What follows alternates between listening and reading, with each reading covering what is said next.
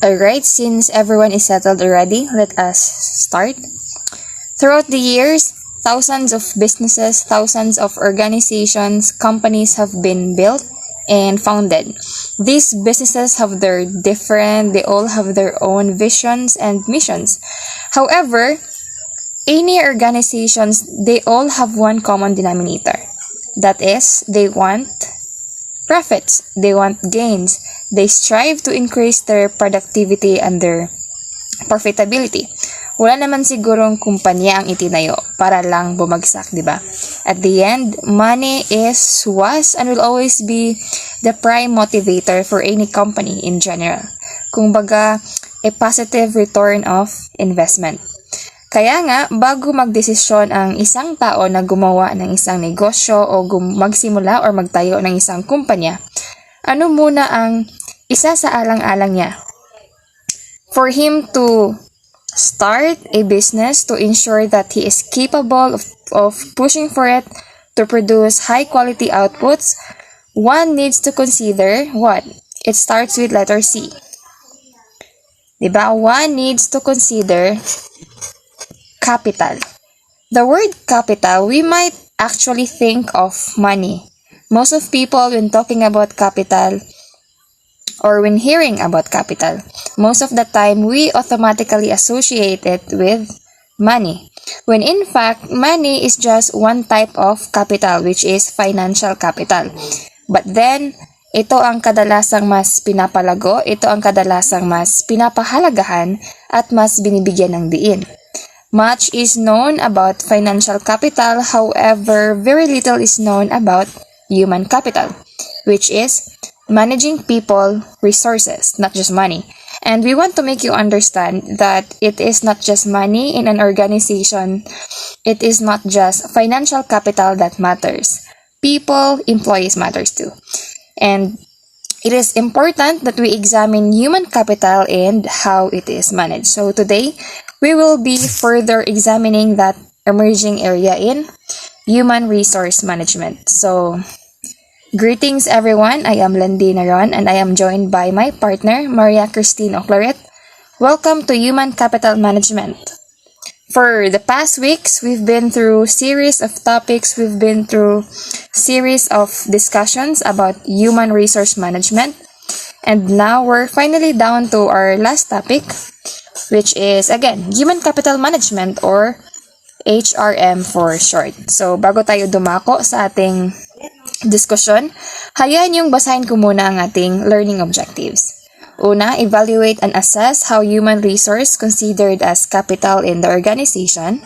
Pangalawa, understand the economics of effective human capital processes. So as for our discussion, we are going to dissect, we are going to break these terms and define what is capital, what is human capital. And then we put these parts together and define what human capital means and how it is managed or its relevant. So please bear with us.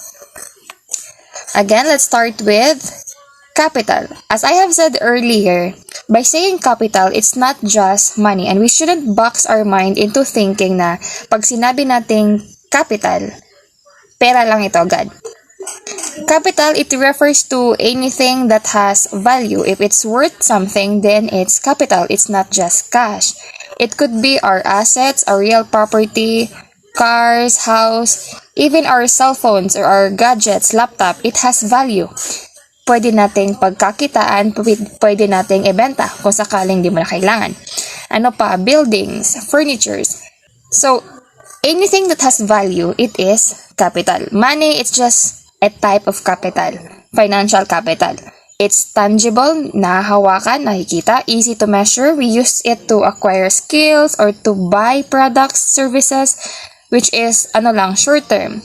Pag sinabi natin capital in general, it is something that we use to develop and improve company's future. It is used for long term. Yan yung comparison ng money at saka capital.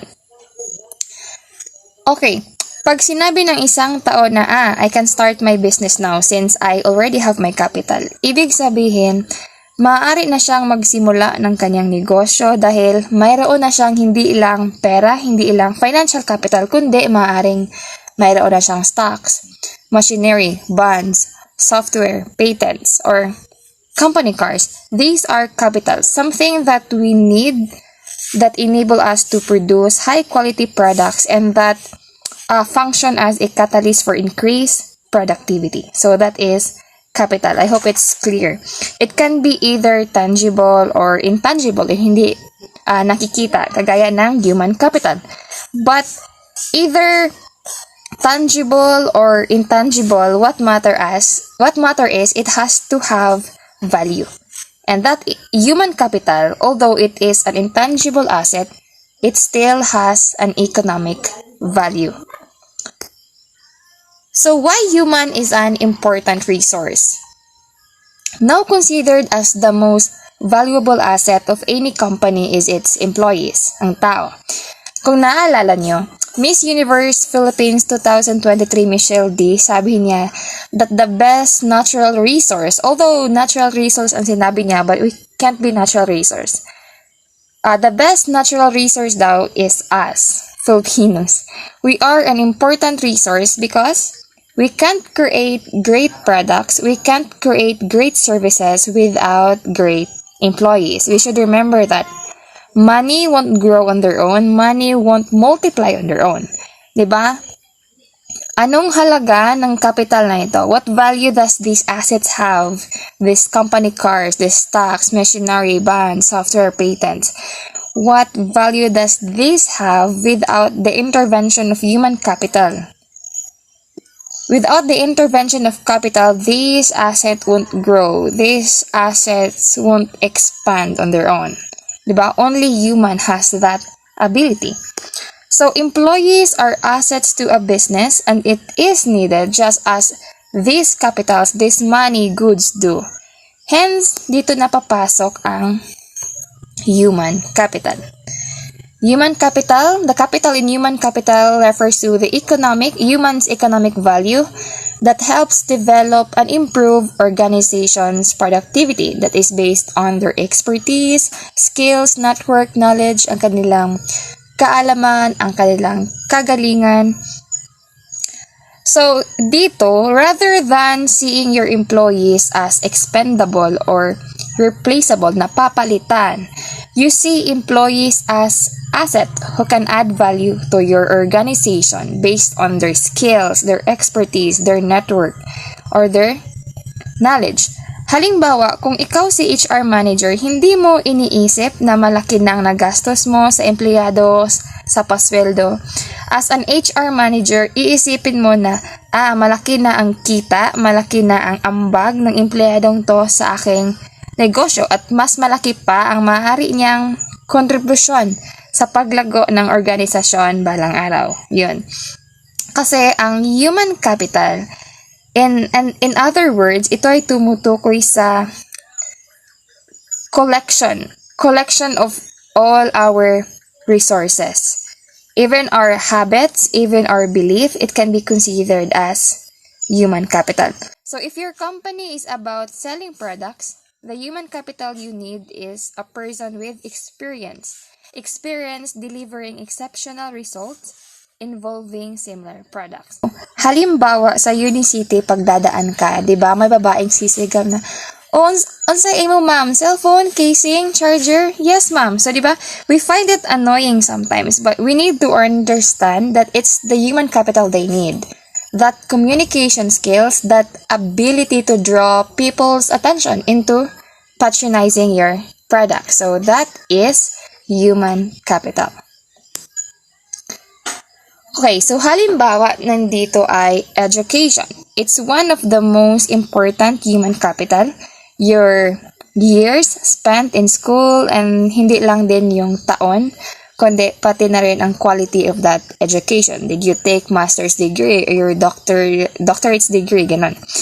So another is technical or on-the-job training. So, itong human capital na to, it displays your competence, how experienced, how prepared are you for the job. The next is health. How stable your mental, how stable your kabuuan, emotional, physical, spiritual, psychological well-being for you to perform the task expected from you, di ba? To perform at full force. And then, punctuality. Do you respect time, your work ethics, your beliefs? It's human capital, problem solving, people management, communication skills. So, it's all human capital. It all has value. Di ba kung naalala nyo, when we did the mock interview in the classroom, many months ago, some pairs exchange questions or lives. Even kami, kasama sa mga tanong namin doon, like, why do you consider yourself as an asset or company? Why should we hire you? Diba? And then, the other would answer, well, ma'am, sir, given the experience to this and that, I have strong communication skills, I've finished master degree to this and that. So you are promoting yourself through your credentials. You're promoting yourself by showing that you are a good investment. You are a good human capital because of your qualities, because of your skills that you have or you learned, making you more productive, making you more valuable to your company. So, ayun. So, the basic resource in any company, mind you, it's not money. It is people. And that's according to Gary S. Becker, the American economist. Sabi niya, the basic resource in any company is people. Actually, class, it is Gary S. Becker that coined the term human capital. He was the first to coin the term human capital. So, sabi niya, the most successful companies daw and the most successful countries in the world will be those that manage human capital in the most effective, those that manage human capital in the most efficient manner. So, given that fact, so maihinuha natin na just as we would manage other assets in our company like cash, inventory, or property, we need to manage people in order to get the most out of them. And that is the central concept of human capital management. So in layman's term, it is managing an organization's staff and getting the most out of him or her. So basically, in human capital management, it focuses on the workforce. Alright? It focuses on the workforce or the employee in an organization. Or nakafocus siya sa productive use of people in achieving organizational goals. So, it refers to the process, the policies in hiring, managing, developing employees, all that. And mind you, class, that human capital management is critical in any part of organization. So, bakit? Because it directly affects the bottom line. Meaning, you pay your employees, but is their productivity, is their motivation worth more than their salary, or it worth less? So, by managing employees effectively, you can improve your organizational performance and you can increase your profits. You can generate revenue. So, by creating processes to improve the business value of each and every employee, you help your workforce feel more valued. You help your workforce feel satisfied, feel motivated. So when they become motivated and satisfied and they feel more valued, they become more productive and successful. And therefore, they would care more about the success of your organization other than their own. Mas napapahalagahan nila ang success hindi lang nung sarili nilang career, kundi pati na rin ng iyong negosyo. Kasi they are satisfied, they are motivated, they are outcome-driven. Ganon. Alright? So next, let us proceed to the three main categories of human capital management. Let's start with our number one. So we start at the beginning. So this talent acquisition, a main category of human capital management, involves recruitment. It involves onboarding, background check, ganon. So there's a reason why HR spent company money to advertise na they are hiring, di ba? Through televisions, through radio, newspapers, or even flyers. They spend company money. Bakit? Kasi they're actively searching for certain employees. They don't just look for any employee, but they search for particular employee, and they want that message na they are hiring to reach that competent person's attention, or that competent employee's attention who can bring value to the organization with their personality traits, with their management styles, with their specialization in that particular field. Alright? So, that's talent acquisition. You acquire talent. Ganon. Next is workforce management. So, for this main category, you are orienting your employees so that they are ready to make an impact. Okay, so in workforce management, you orient your employees of the culture of your organization. So dito, you are going to orient your employees of their performance management. How are you going to appraise them, their time, their attendance, biometric security, and the likes. So kasama din dito sa workforce management ang payroll, ang paychecks, ang mga pasweldo. So as HR, you benchmark compensation plans for workers, for example, from full-time or on-location reporters versus those remote gig workers, or those that nagtatrabaho part-time. So ganon, you benchmark compensation plans. So that falls here in workforce management. So for our last main category, we have workforce optimization. So efficient use of workforce. Okay, so of course, the journey does not end with finding the right talent. So dito in workforce optimization, it just begins from there. So dito, human capital management looks at their new employees that can provide values, that can provide across their entire life cycle through career planning, learning, training, development, succession planning. So basically, you make your employees as efficient as possible. So that is workforce optimization. So now that we are done at the three main categories, now we proceed to human capital management, how they manage human capital. So first is by attracting. So same with talent acquisition. So actually attracting falls under talent acquisition. So dito you are pulling applicants. So to do that, to get the best talent, you make attractive job description website. Hindi lang sa layout. Halimbawa, kasama sa nakalagay sa flyers ay starting salary.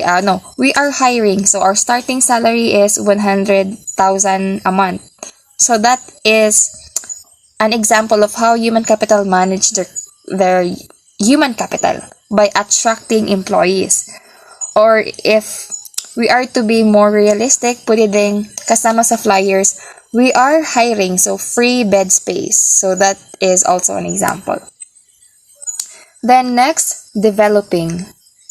So organization offer training and development throughout their career. Bakit? Kasi there is always a mismatch between the skills employees already know versus the new skills required for a particular job.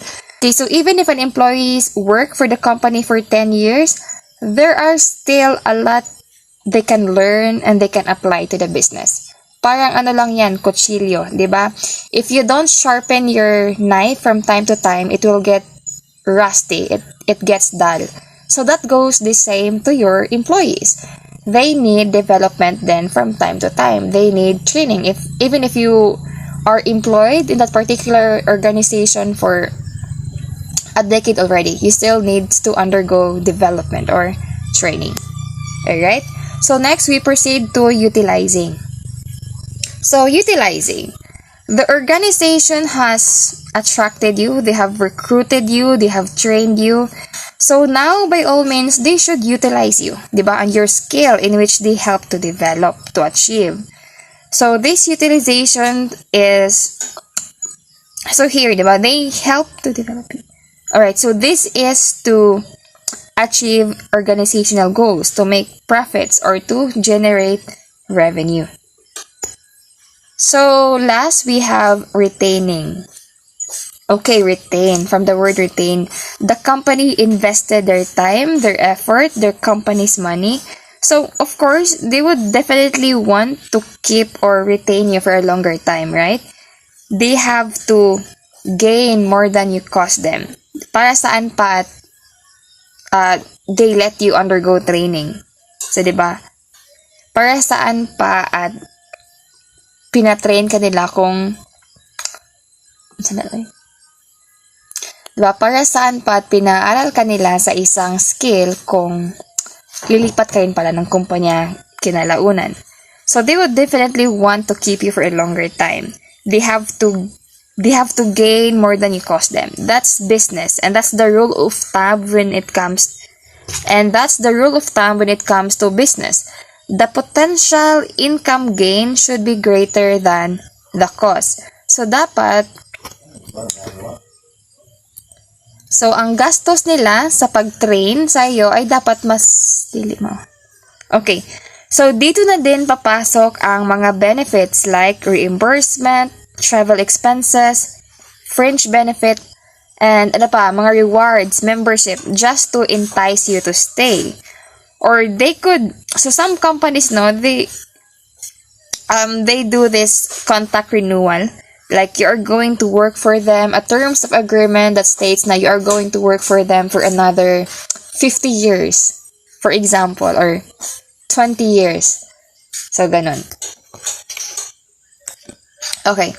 So, is human capital management relevant? Is it important?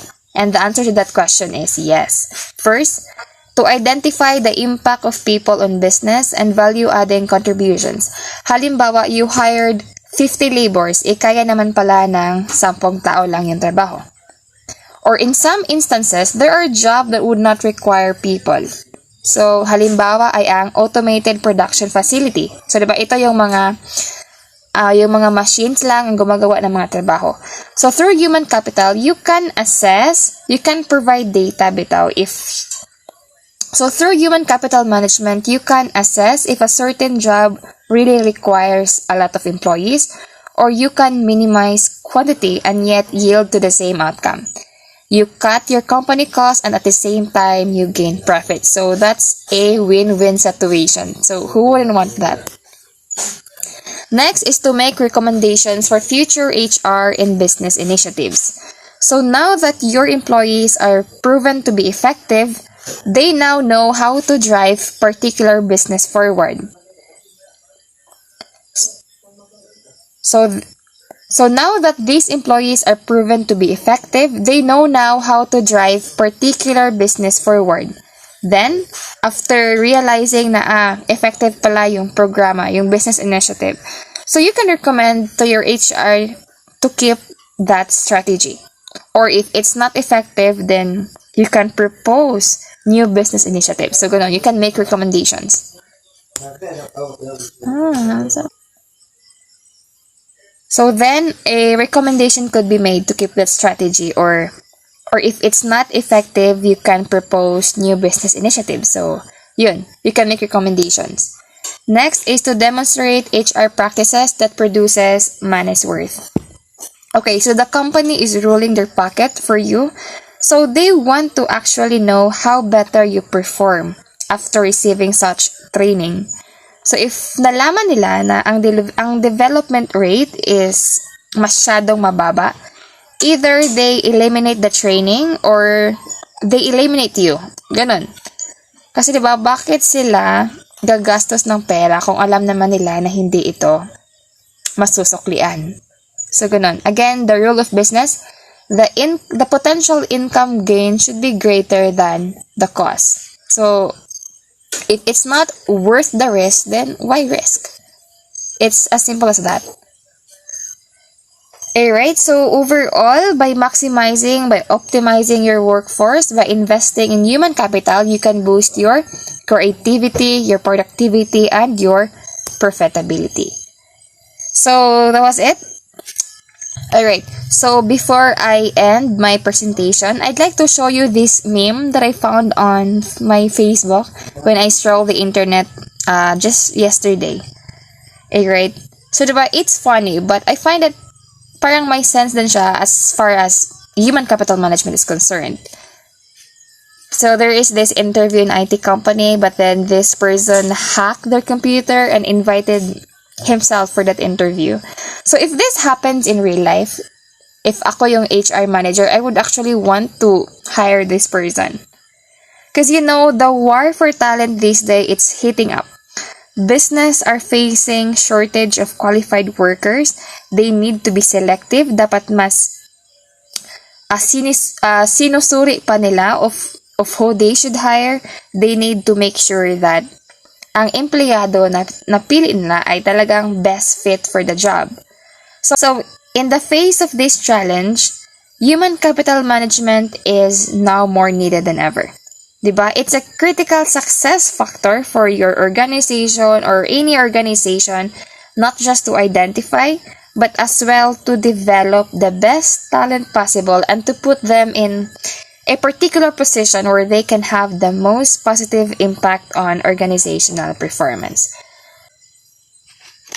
Okay, so that would be for my part. Thank you everyone for listening. I'd now give the floor to Maria Christine Oclarit. Thank you.